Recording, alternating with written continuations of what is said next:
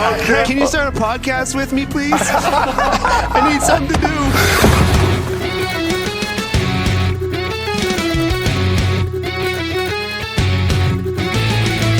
Pastrnak sent it out in front of Malkin to save. They score! Elias Lindholm looks to the heavens. Here's a chance. Potter right in and goal. He scores. Oh my! What a move by the rookie. 2-on-1. Pastrnak moving in with Marchand. Get it to it. Score! The zone. Coyle dances in. Backhand score! Lindholm right wing corner. Pastrnak is there. He scores! David Pastrnak wins it for Boston.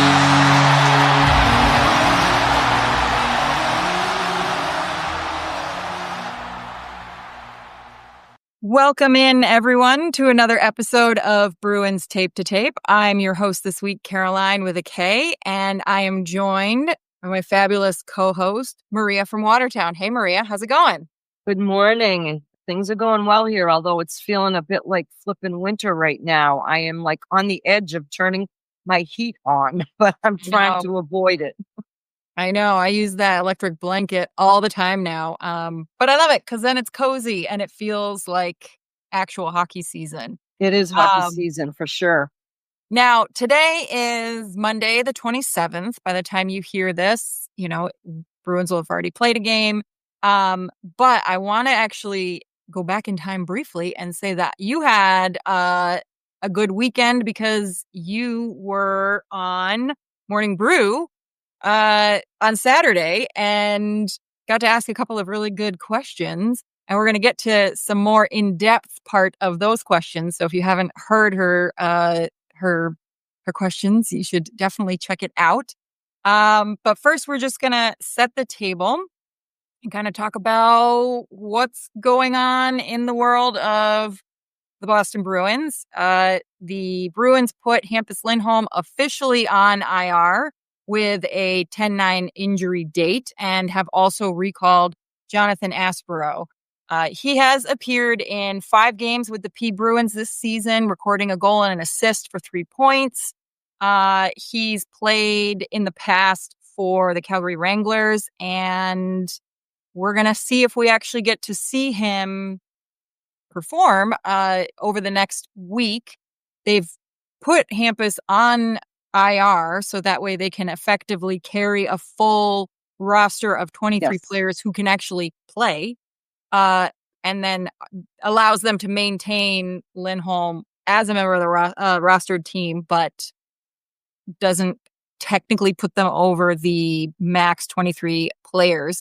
And because they backdated it to the 9th, when you go on IR, that's indicating that your player will be out for 7 calendar days. Obviously, it's been more than 7 calendar days. So this basically means he's still day-to-day, but they are, hedging their bets. They're traveling for a day, so maybe they want to make sure they have an extra guy. But what was your impression in seeing that news that they put him on IR? Well, I, as you alluded to earlier, called into the Morning Brew. They have a regular, in addition to their podcast, they have a regular radio show now that they do on Saturday mornings from 8 a.m. to 9 a.m. in our area here. And I asked Billy and Razor a couple of questions, one of which was specific to Hampus Lindholm, in that, did the Bruins make a mistake in letting Hampus play one game on the road only to see that whatever injury recovery have to be extended now, where they needed to put him on IR. He's apparently been skating on his own, but now I don't know who's being cautious now.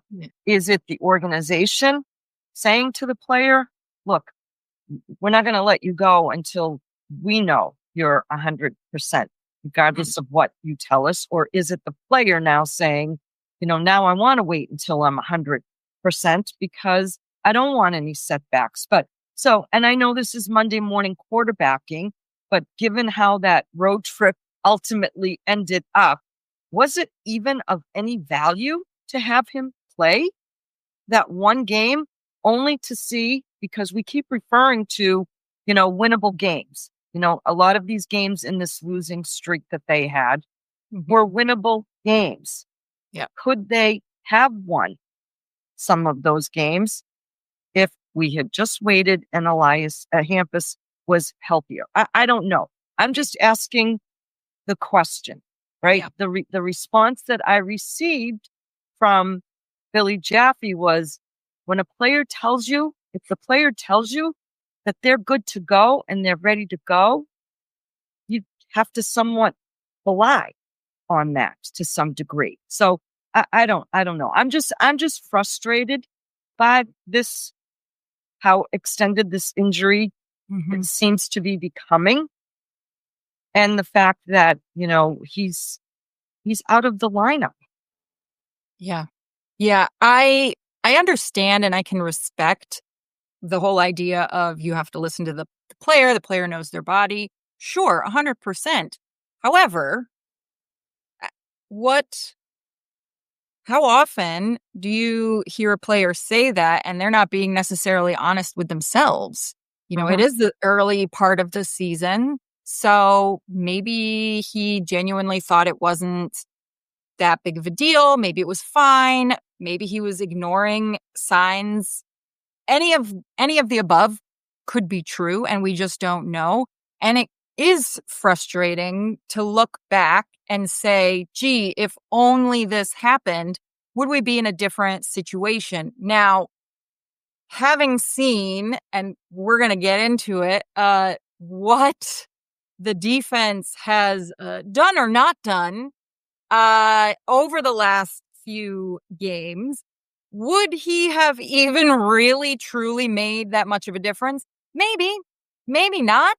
Some of the sins committed were pretty atrocious, and not necessarily by the person who was put on the roster to replace him, right? It wasn't Harris who did this or Callahan who did. No, Michael Callahan he's played decently. Played decently. Yeah. So again, and there's a reason why their power play seems not successful during these games either. Yes, that could certainly be from more of that offensive side, because again, he is such a good two-way player. But even just from a defensive perspective and those particular issues that we have discussed over the last week in our snapshots, I'm not 100% convinced that he could have necessarily prevented some of the worst issues that we saw pop up. But we'll get into those in a little bit.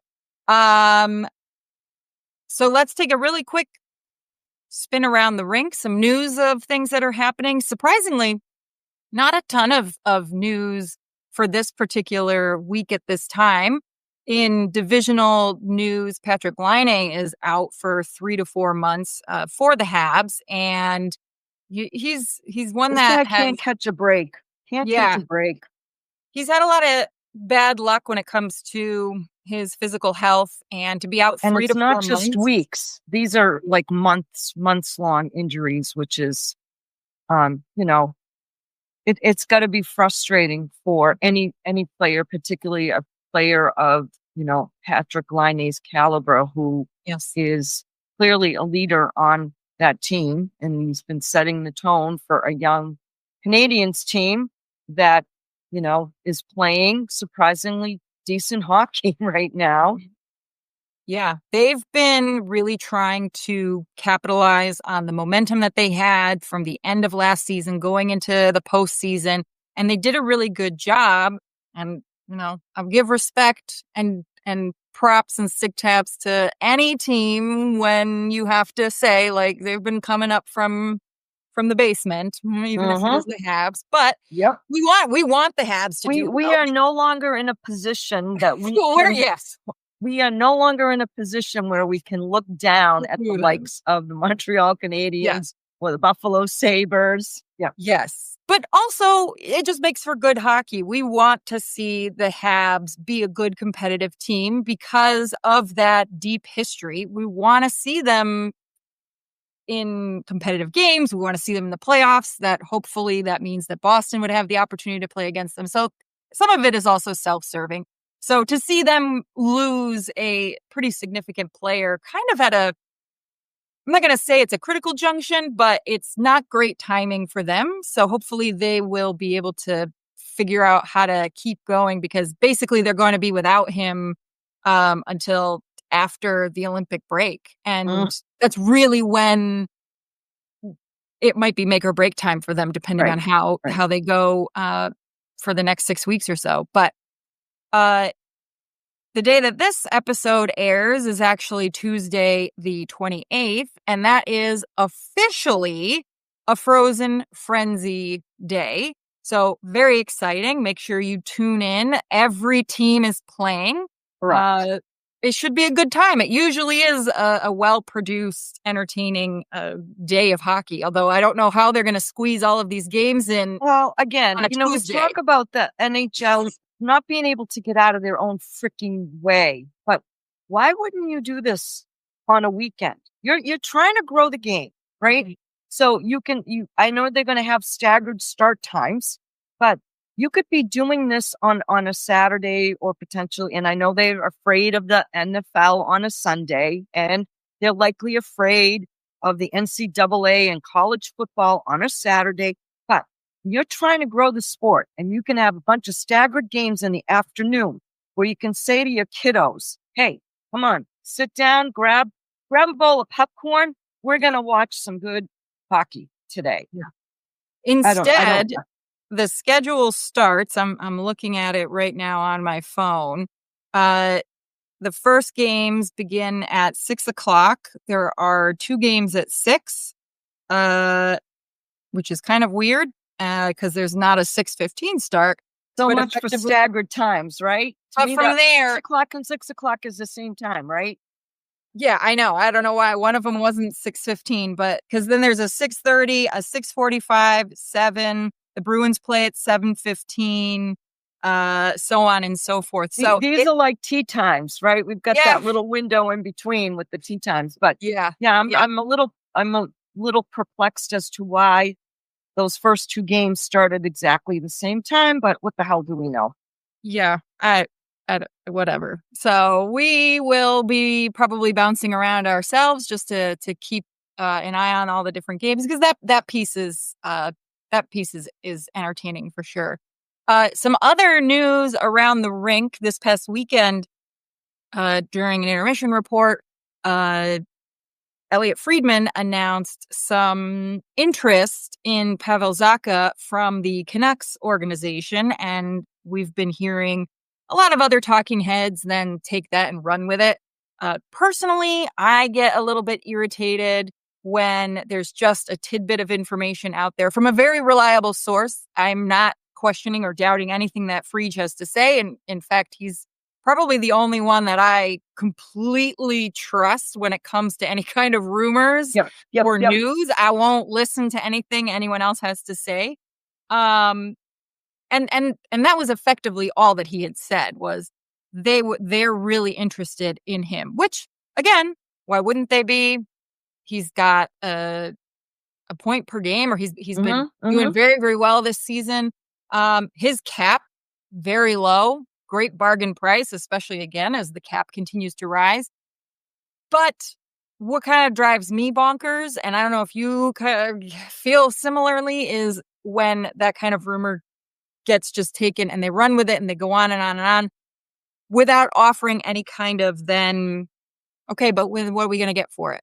Right. If you want to talk about it ad nauseum, like you think you know what you're talking about, then give us your opinion on who would we get for it. Because I tell you what, the Bruins better not be considering a trade for him if it's for picks. No, thank you. No, thank you. I'm not interested in hypothetical people at this time when, things aren't awesome, but I know what I'm getting with Zaka. I know what I'm getting with Casey Middlestat. And it's October 27th.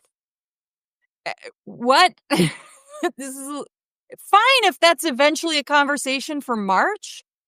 But, like, can we allow this season to breathe and happen a little bit too? I don't know. Well, and I just wonder how much of it is, seeing the struggles from Bruins management perspective, seeing some of the hideousness that we've been subjected to in recent games and the difficulty and, the fact that you have players saying or a coach saying, some people aren't buying in, not everyone's buying in. So I just wonder if how much of it is, a sense of dread or alarm on the part of Bruins management. Yeah. As to this isn't what we were expecting to see, right? Yeah. Out of this when we put together this roster. So who knows? Yeah. I mean, if you're going to in fact make a report like that, and we all know Elliot Friedman is very, very well connected. It would be nice, and I'm sure he's tried to do a little digging, like what would be the potential return, right? Then you've got me interested. I just saw the report, and I know there were conversations in the off season, but it sounded like the Bruins asking price might have been higher than anyone wanted to pay for the likes of Pavel Zacha. So, well, we'll see. We'll see what comes of it. It's just interesting that this early in the season, you're already hearing some rumbling. Yeah. And again, all that we have heard from Frege is that the Canucks have been the interested party going to Boston and saying, hey, we're interested. It's not one of those stories where it's Boston is actively shopping him around. Right. It could just be, again, a nothing story from Boston's perspective, because the Canucks are also kind of in a bit of a quandary, I guess, themselves with their particular roster construction. So it'll be interesting to see come March. I wouldn't be surprised if those names are floated out, certainly. But again, it's the last week of October. Yeah. Give me something I can chew on. Otherwise, and it's not like the Vancouver Canucks are like, circling the drain. I mean, they have, again, it's early in the season, but they have a 500 record. So, yeah. I part of me would speculate, and again, this is completely out of thin air for right now. With this being Quinn Hughes's final year in his contract, he's effectively said, without saying, I want to see how this year goes. And if this year goes well, then I will resign. But if it seems like this team is going nowhere, I'm going to look to go someplace else, because he also is a player that I think certainly would be robbed of a Stanley Cup if by the time he retires, his name isn't on one. So I think they're probably trying to hedge their bets and do anything that they possibly can to make sure that they are more than a 500 team in order to re-sign their captain. But right. We don't have to worry about anything like that. No, we do not. So we had a couple of snapshots this week. So we know our immediate reaction to at least two of the three games. And all three, quite frankly, left me with very different feelings. It was a week of emotions and feelings for sure that were all very, very different. The 21st, last Tuesday, Marshy came home. I felt horrible watching it. I felt like I was punched in the chest. My kid was crying on the couch. I'm getting teary-eyed. It sucked. in more than one way. So Maria, walk us through kind of what your thoughts were on that game and how did you Well, feel? I mean, clearly it's frustrating for us as as fans and followers of the Boston Bruins when, we were really frustrated, aggravated, annoyed, disgusted when the trade was first announced. Mhm. I'm not saying that I'm softening on my frustration with management, but hearing Brad Marchand speak very openly and honestly in interviews, a couple of interviews that he did about the fact that he might have allowed himself to get too emotional during the negotiations, right? When, you're looking to finish your career where you started it and, you believe that you have a certain worth and value to the organization that you gave your blood, sweat, and tears to, Mhm. and the feeling is not reciprocated or returned, and you may forget that it is a business, right? And you let those feelings maybe get the better of you. So as much as I wanted to crucify, and I did, management, maybe there is something to the fact that because they couldn't get beyond the emotional aspect of the negotiations, that they did do right by him in allowing him and letting him go where he wanted to go and where he had another opportunity to put his name on the Stanley Cup, right? Mhm. But it doesn't to me seem also to not erase the frustration because he clearly can still play, right? Yeah. I mean, he made his voice heard on the ice in that game, and he continues Immediately. to make his voice heard as a member of that Florida Panthers organization. So, that to me is aggravating. And listen, call me a softie too. We've had many instances in and around the Boston region of, you know, letting Hall of Fame players walk away and not finish their career here in Boston. And there's nothing more freaking aggravating to those of us that follow these teams. And I'm, referring to the likes of Tom Brady, that was a fiasco. He should have never Hmm. been in a Tampa Bay Buccaneer uniform, right? Yeah. I would have never thought that Brad Marchand would be in any other jersey, let alone a Florida Panthers jersey. Mhm. So to me, the fact that you can't find a way to bridge the gap so that, those caliber of players, I'm not saying everybody, but there are certain calibers of players you say started their career here, they should freaking end their career here. So that's my frustration. Bruins organization did a great job with the tribute. He clearly was emotional being here.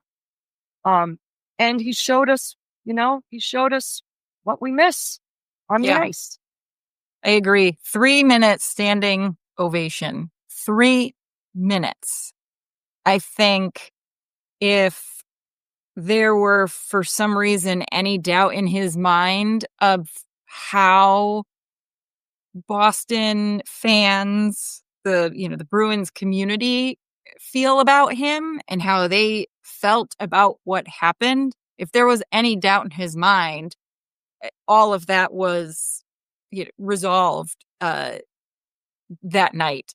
And that in spite of everything, emotions being high, I think that Bruins management isn't necessarily totally stupid in the sense that they knew they had to do this the right way and to the best of their abilities because they know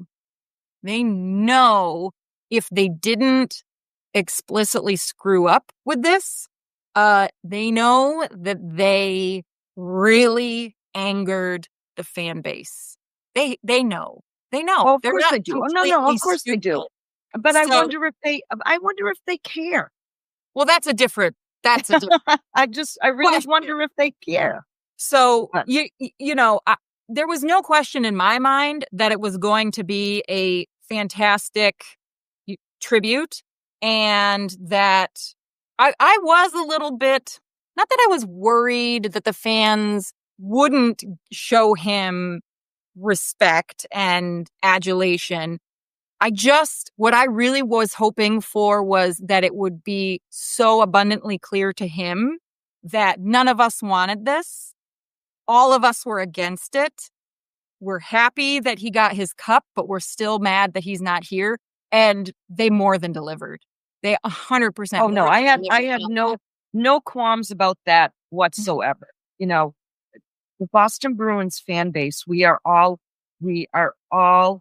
highly opinionated, highly emotional, Yeah. sometimes a little too much so, but we certainly know and understand the value and, what certain players have given to the franchise. So I had no doubts that he would not be provided with the appreciation and the applaud that he deserved for all of the years of great memories. Like, were there some disappointments? Of course they were. Were they all on him alone? No, they were not. But there's still no denying the fact that this guy bled black and gold from the time he joined the organization. Yeah. And he's going to be in the record books for a long time. Absolutely. Absolutely. And hopefully by the time he is done playing and he is retired, whatever conflict and all the emotional things that came out of that, hopefully that is water under the bridge, and that he is appropriately honored and respected by the Bruins organization. And by that, I mean retiring his number and giving him. No, I find flowers. his number should go up there at some point in time, I would think. Mm-hmm. So the other thing that was really terrible about this particular game was the fact that they went 1 for 5 on the power play. Jesus. You obviously expressed your distaste for that statistic when we had our snapshot. And then, of course, the issue that doesn't seem to be going away year over year, which is a team then coming right back and scoring right after a significant goal, whether it's to tie it up or to take the lead. It happened again in this game, and it's already happened more than once this season. And again, we are still in that first month. So you can't, I don't understand what it's going to take to hammer home the message. You can't take your goddamn foot off the gas. You can't think that just because you got a goal and went ahead, that is going to sustain you in the National Hockey League.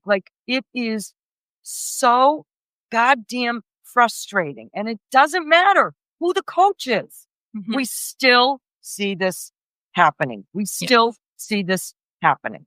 Yes. And giving up goals late in a period. And you know what? I don't care that it was a bad bounce. I don't freaking care that it was a bad bounce and it went off Peake's foot or McAvoy's shoulder or whoever the hell it hits. Okay. Yeah. You still can't give the team the scoring opportunity. If you're going to tell me that you're going to be a team that prides itself on a sound defensive structure, you had better show me where that goddamn structure is, because I don't understand it, because I don't see it. Yeah, I agree.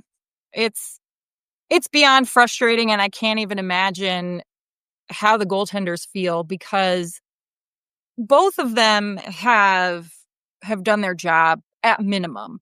We'll talk a little bit about Jeremy Swayman and the game against the Colorado Avalanche, because in that particular instance, he was beyond excellent. That But game even might have been the one game so far this season. I don't know Yeah. how many we played, not a lot. Yeah. The one game so far this season where you could say, "Oh, I think that's what they're talking about when they talk about defensive structure." I think. I'm still not sure, but I think. Yeah. But in all of these games, and we've talked about this before in snapshots and in other episodes, again, it's got to be really frustrating being the goaltender because you're effectively doing your job. You might not be necessarily standing on your head, but as a goaltender, you don't have to stand on your head every game. You have to give your team the opportunity to stay in it, and then it's on the skaters to actually stay in it. So that was another game where it was really the skaters out front were really just not doing it. This was also the game that really showed a lot of the issues that Mason Lohrei is having. And he's kind of a bit of a conundrum because I used to say this a lot about Matt Grzelcyk, where it's feast or famine. This kid, Mason Lohrei, can score goals. He scored a goal. I believe it was that game, or it was against the Ducks from I think it the was blue against line. the Ducks. Yeah, I know. I think it And was he against has the Ducks. a lot of times he's got assists, and he He can had three assists in the against. game against the Avs Yeah. on Saturday afternoon. But The then, issue is he is a defenseman, Yeah. and he needs to learn how to play some defense. And Mhm. it seems, I don't know, there seems to be a little bit of regression going on here with this player. And I kind of wonder, I would love to be a fly on the wall and understand his relationship with Charlie McAvoy, because to segue into the complete circus disaster that was the Anaheim Ducks game, watching the two of them was like a clip from the Benny Hill show where they are running around in completely the wrong place. Right. I'm seeing Chucky pointing Total to disarray. No, Laura, total like, go disarray. there, but Call then- it what it is. They were a shit show. A shit show. They weren't the only ones, but watching them specifically together, an unmitigated shit show. There doesn't seem to be any type of communication or understanding or anticipation of, if I'm going here, then I got to go there. Or that game against Anaheim was embarrassing, frustrating, aggravating, a black eye to me on the team. It's a A total joke. black eye from top to bottom. And, Morgan Geekie said it was an embarrassment. Corpusalo said it was an embarrassment. Yeah. You heard the boo birds coming out in the arena for that game. They deserve. I'm sorry. I'm not a booer. You want to boo? That's your choice. But there are times where you want to say, you deserve to be booed. You deserve to be booed. It was such a joke. And for me, I think, again, this one particular goal and one particular moment that just so sticks in my mind.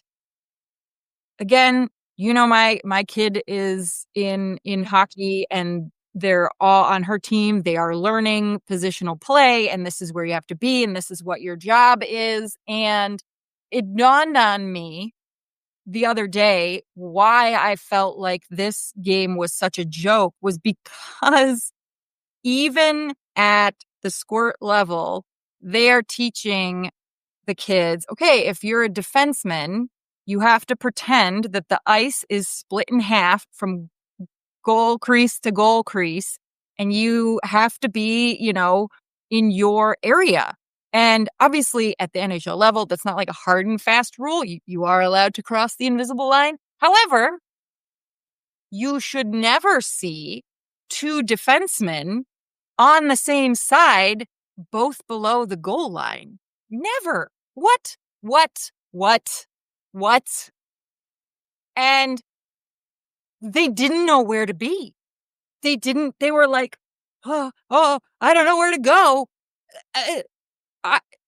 I'm speechless. I am speechless that I witnessed that live, because the kids on my kids' team are more aware of where they need to be than those two were in that moment.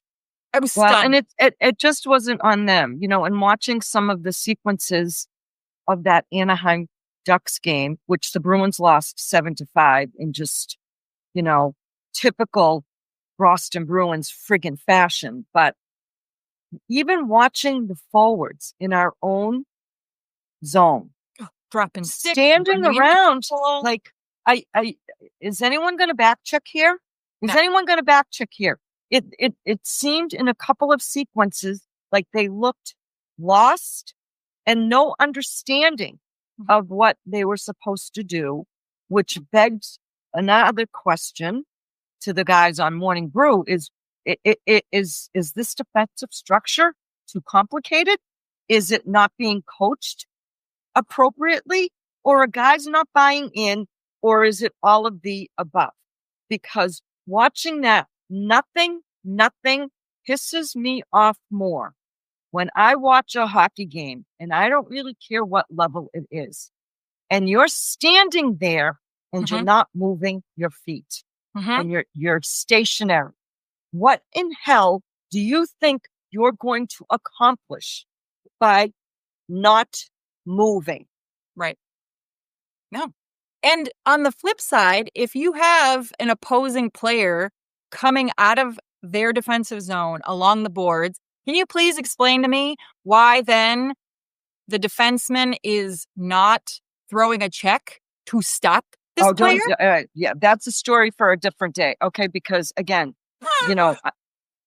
listen. He has the puck. You have a body. I've made commentary to this regard about Charlie McAvoy. I also asked the Morning Brew guys, what do you think about Charlie Mack's game to start the season?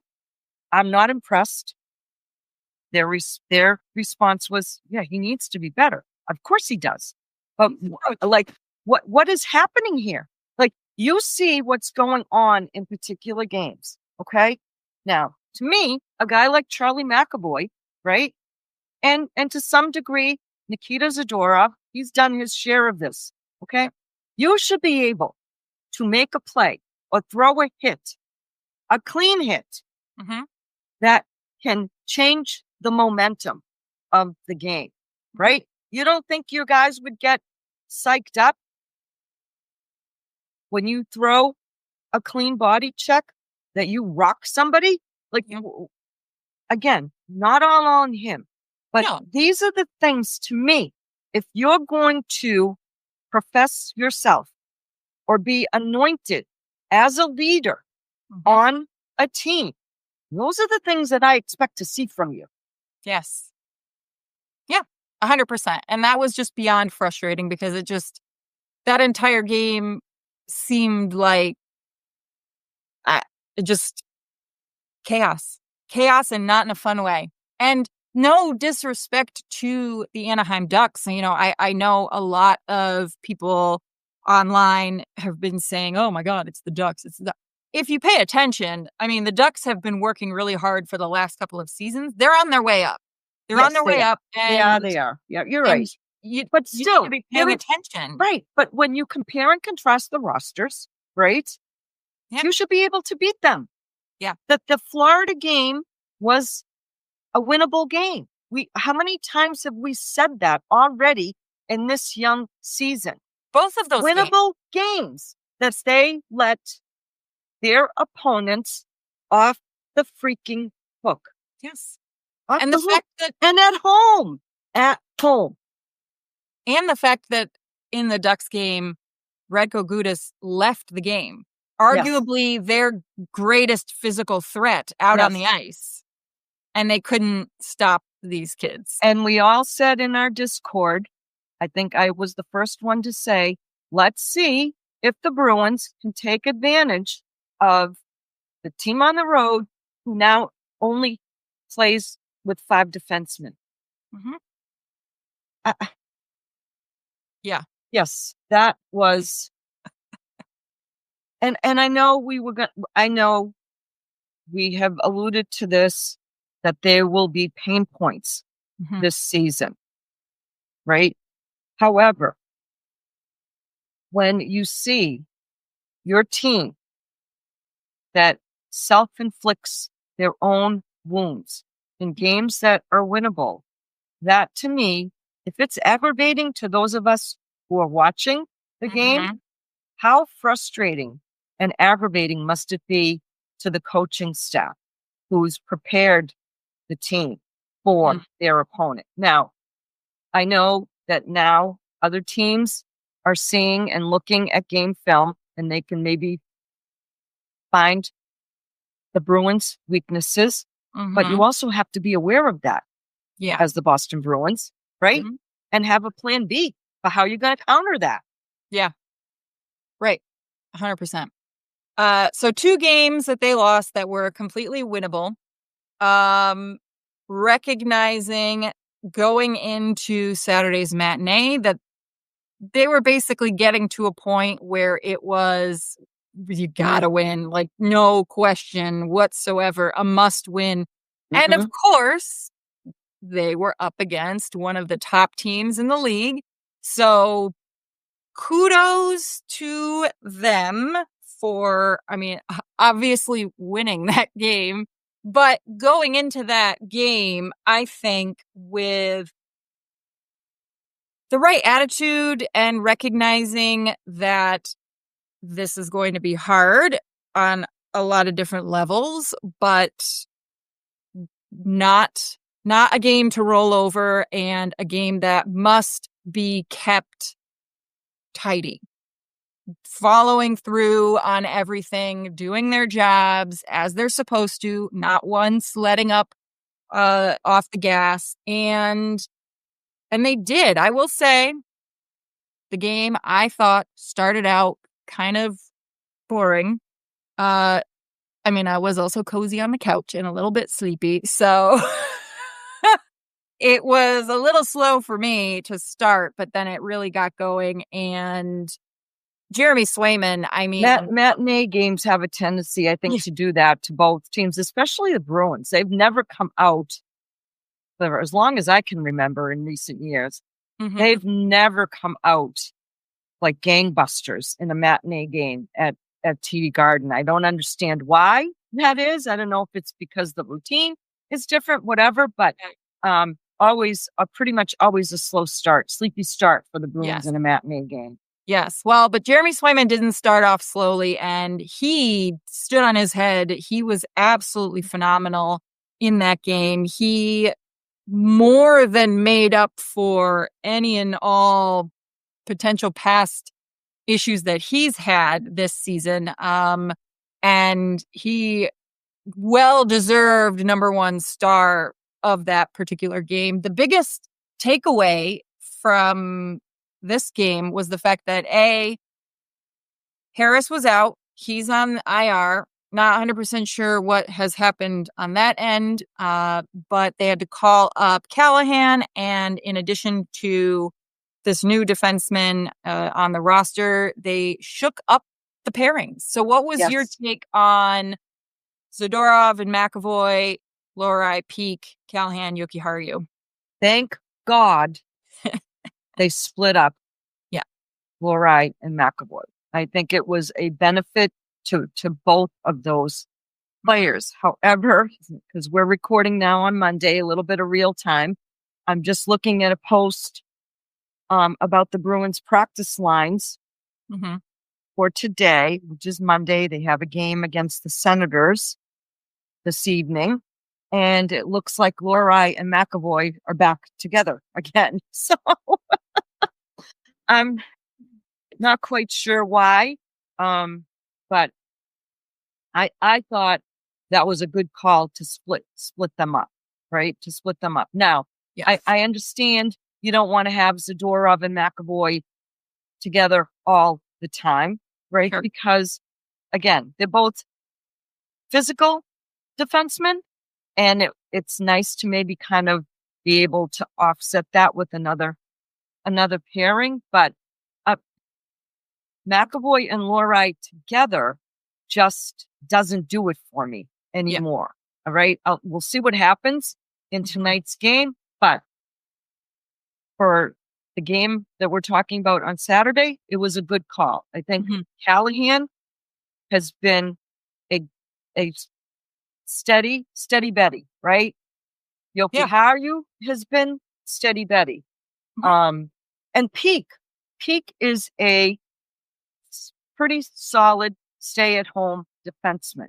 Yeah. So it makes sense that you have Lori with him because you do want to take advantage of Lori's offensive abilities as a defenseman and maybe minimize the damage.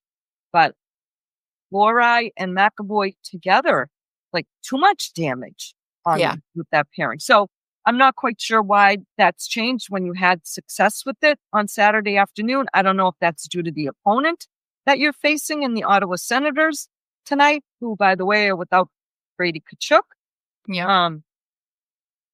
But I don't know. Good move by the coaching staff. It came through. But I think after the embarrassment of the game against the Ducks and your own, your fans booing you, I think everyone was ready, locked and loaded to go against that game and did not want another potential winnable game to get away from them without at least securing a point and stop the losing streak.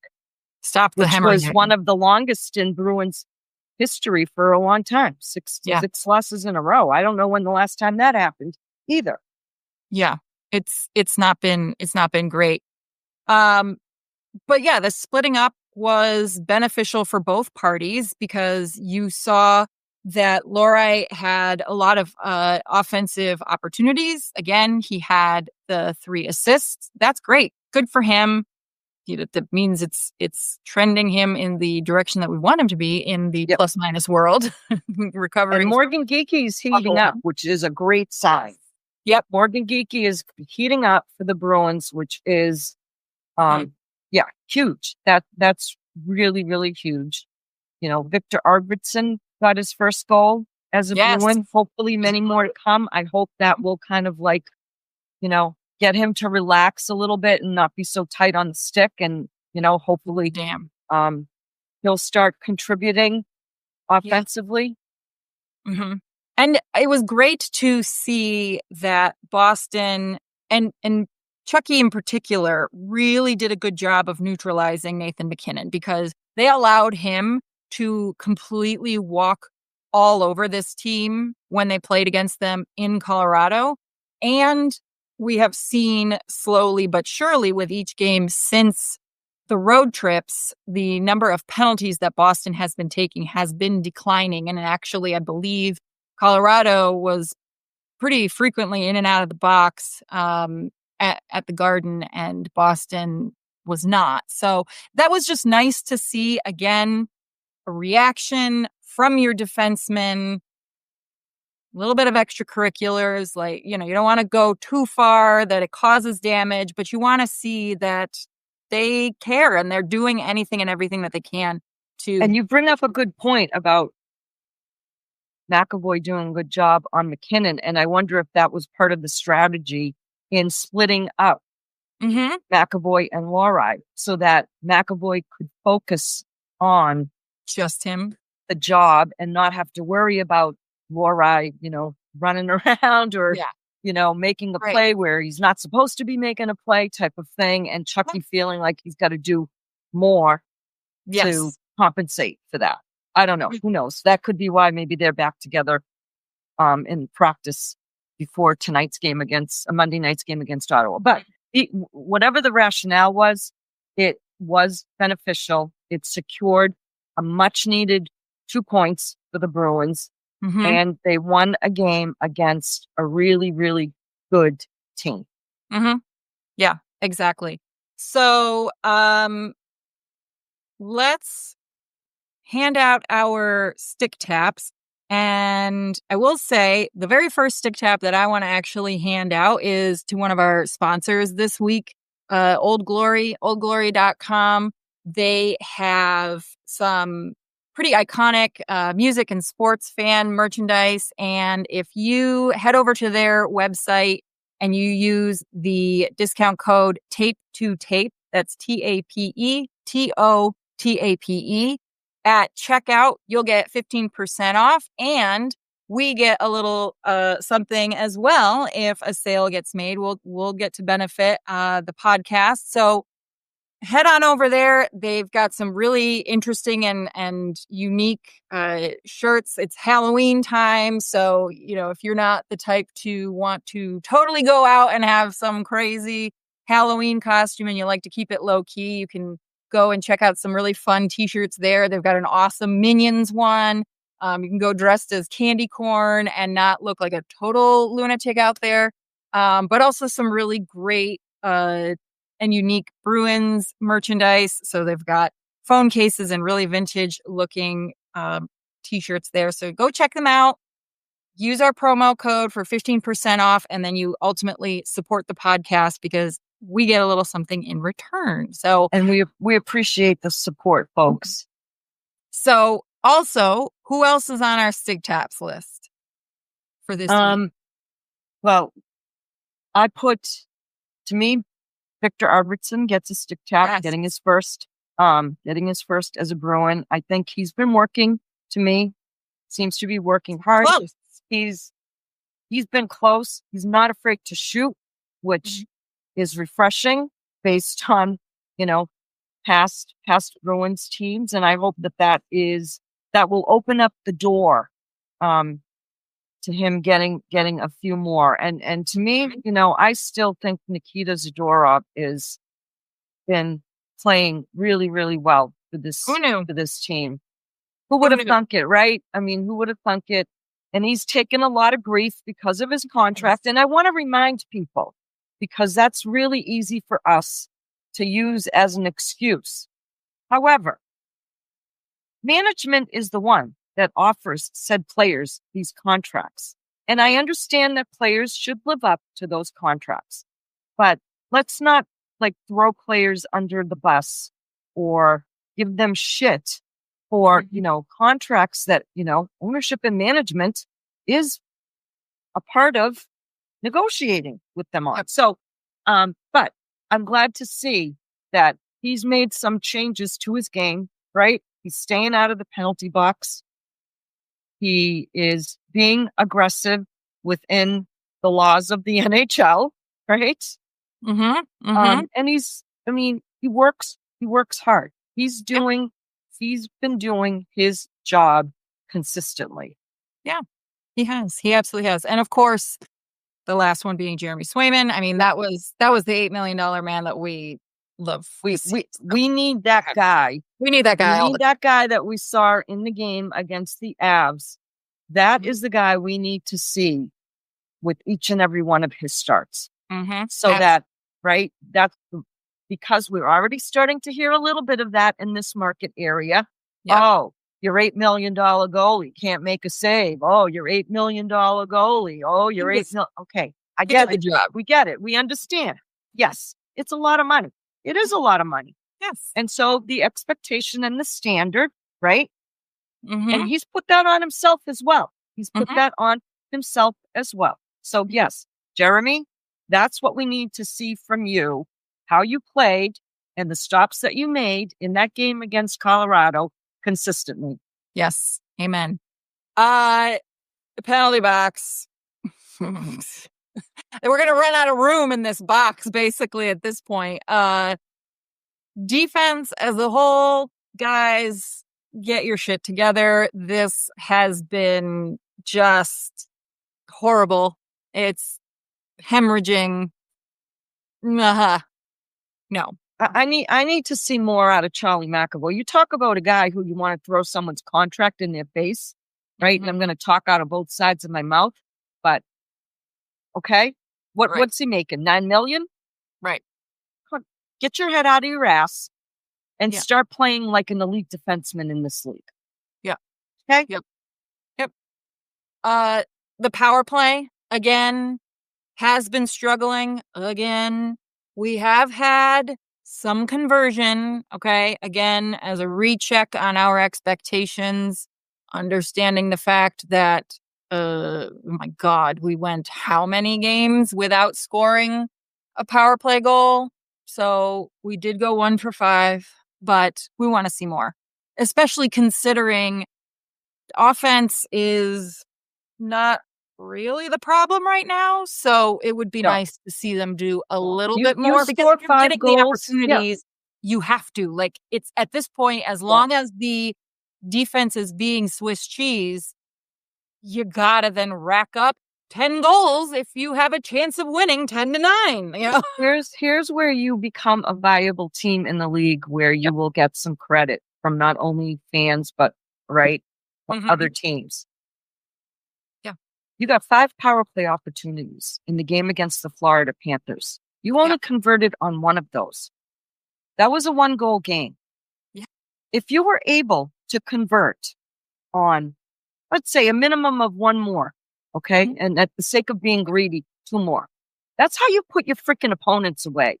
Yes. Okay, that's how you put your opponents away. You can ill afford to let a team such as the Florida Panthers, who give you 5 power play opportunities, and you only convert on 1.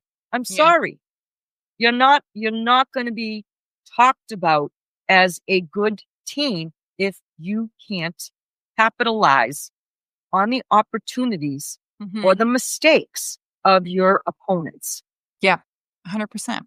That's going to be, again, there are a lot of little things or seemingly little things that they could be tweaking and adjusting and adapting, and that could have a pretty big impact. And that's one of them. And I'm not hopeless because, again, we've seen a lot of really great changes from their new assistant coach in charge of the power play. Certainly a much better product out on the ice and plan out on the ice than we have seen in the past, but just got to keep moving in a positive direction in that case. And then the last thing, of course, is losing these winnable games. I mean, that just goes without saying. It's unacceptable, and they can't allow it. So, let's just take a real quick look at the schedule ahead, because again, we won't have a snapshot until a little bit later in this week when the Bruins are playing the Sabres the day before Halloween. So we've got the Senators. They're in Ottawa. Right now, the Sens are playing a tight checking, low scoring style of game. Might be considered a little boring. They don't generate a ton of chances, and they don't allow. Isn't that what we're supposed to be playing too? Yeah, right. Basically, we are not. We are not generating much, and we're giving up a lot. So very low event and highly leaky defense. But then they come right back home.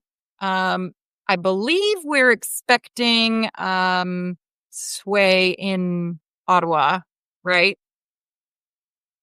I haven't seen anything sure. that says yet who the first goalie off the ice is, because I might still be practicing.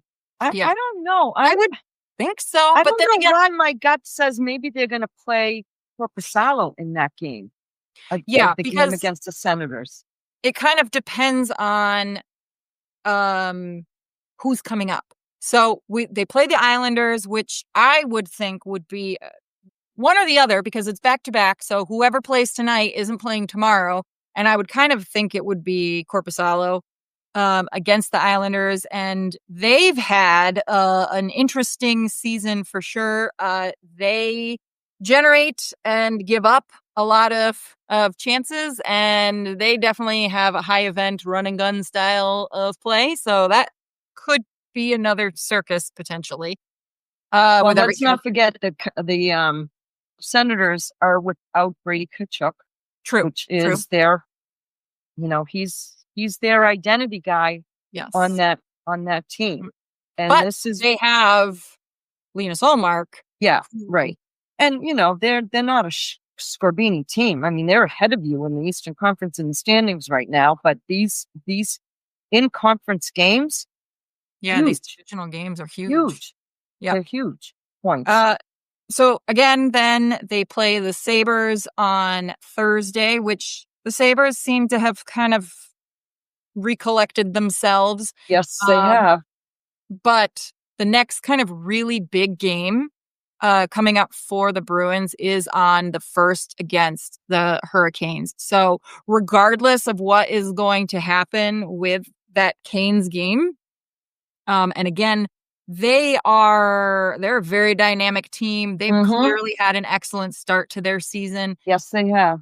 Regardless, but to me, Boston needs to then gather as many points as possible in the next 3 games in order to weather whatever kind of storm happens with the Hurricanes. Because you just don't know. And they're not in a position right now where I could say with any certainty that, yeah, they're going to win. Actually, they might get their asses handed to them. So let's get 6 points and call it a scheduled loss. I don't know. I mean, that's looking way ahead at this point. But you're right. Your point is right, is that this is the time of the year where you should be putting points in the bank. Yes.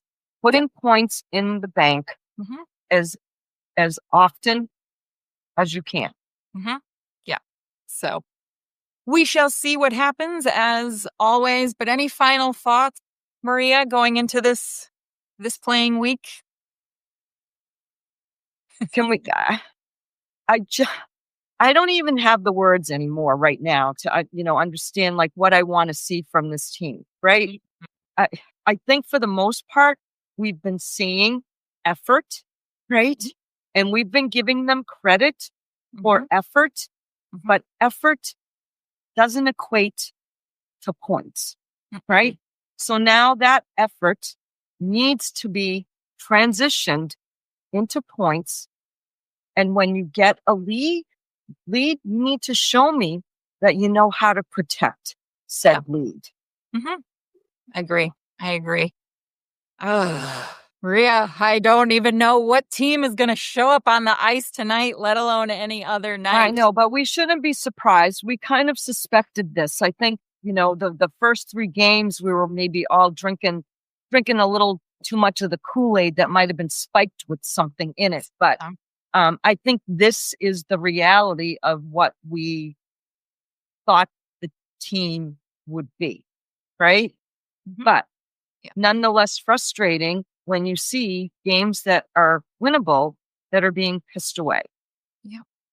Well, make sure you like and subscribe for more content, and be sure to leave a rating and review to help other Bruins fans find us. You can support the podcast by joining our Patreon or following us on our socials at Tape to Tape MK and on Substack at tape2tapemk.substack.com.